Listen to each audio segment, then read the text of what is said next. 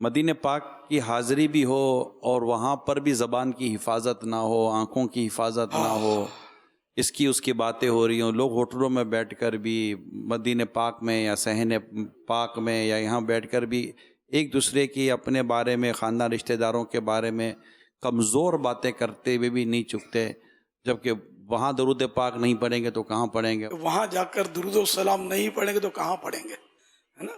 مدینے میں تو درود شریف سے بڑھ کر کون سا ذکر ہے؟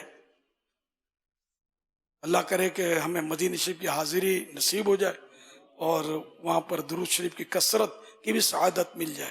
لیکن یہ کہ جہاں مال زیادہ ہوتا ہے نا، وہاں ڈاکو آتا ہے، چور آتا ہے.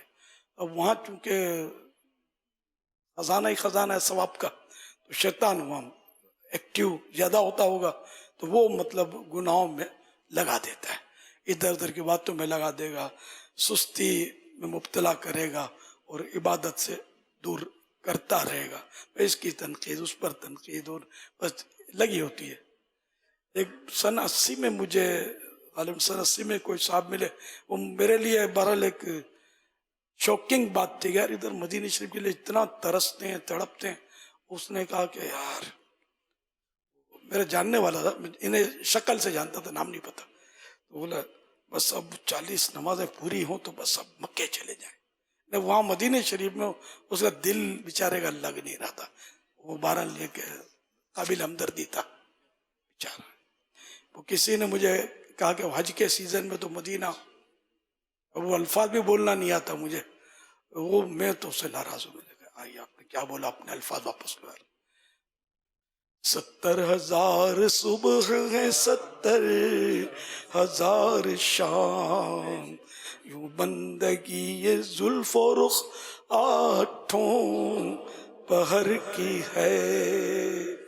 تو وہاں تو فرشتے آتے رہتے ہیں، فرشتے نازل ہوتے رہتے ہیں.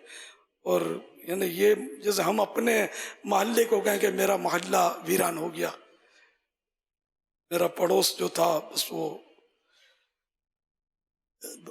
لیکن اب مدینہ شریف کے لیے ایسے الفاظ تو اب بولنا زبان سے گوارا نہیں ہوتا.